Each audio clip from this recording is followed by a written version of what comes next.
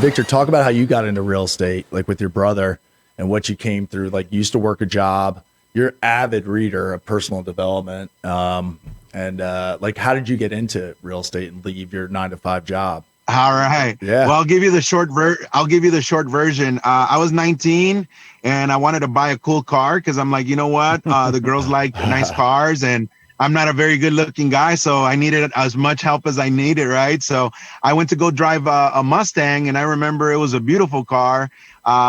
If you know a little bit about my background, like nobody in my family ever had a new car or anything like that. So for me, it was just kind of like a dream come true almost, right?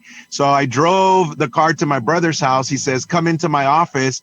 I want to show you how much a Mustang that's 5-6 years old is worth. He's like, how much are you going to pay? I'm like, 20 grand. He says, if you take real good care of this car in 6 years, it'll be about $7,000-8,000 if you're lucky. Or you can buy yourself a home and rent out the rooms so that you can live for free. And then you can go ahead and buy the car instead of paying what you pay right now in rent, you pay that towards the car. So that's how I started investing in real estate. Ever since then, I've lived for free. I don't have to pay a mortgage out of my work because of my rental properties that I bought throughout the years. When it comes to how I started real estate as a realtor, I remember I was working as an insurance agent for, at that point, I think like six years.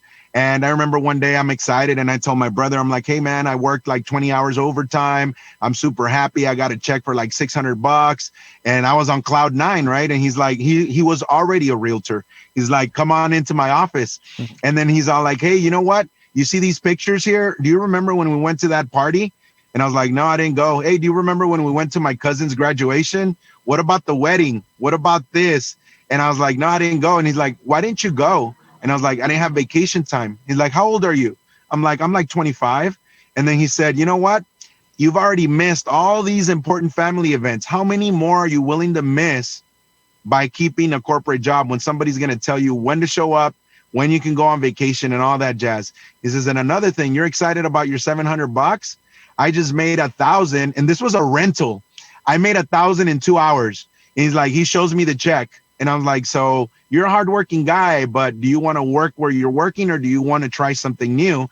And that's what planted a little seed in my mind. The interesting thing is I didn't take his advice and take my classes. One day I'm picking up a check at the office he was working at locally here in town. And I show up, I'm having a conversation with the receptionist. Well, the broker hears my voice and thinks I'm my brother. He has a 2-minute conversation with me. And then he says at the end, hey, have you ever thought about being a realtor? And I'm like, no. He's like, you know what? I've been doing this for 30 years. You would be excellent at this business. So I go and tell my brother, I'm like, dude, I talked to your boss, man. And he said that I could be a realtor. I'm going to get my license. He's like, well, shit, nobody ever told you that before, right? But sometimes it takes a stranger to believe in us for us to really believe that we can do something. So that's how I got into real estate. That's awesome, man. Yeah, and his brother, they have a team together. And LC was a fireman, right? And firefighter and doing real estate. And then, they have a great story. And part of the other thing with him, we shared a bunch of stuff we were going to try to personally work on. And both of us had a fear of public speaking. And Diego, too. That'll come into it as well. And like we're laughing, we're on a podcast now. Victor does like all this TV work, and he's always like asked to speak in different networks. And then the other thing is he talked about having a family. He was single, running around, and he just had a second baby, married his dream girl, and just had a second kid. So it's cool seeing 6 years of his plans and his goals and dreams and knowing them right now. Yeah, go from vision to execution. That's awesome, man. Congratulations.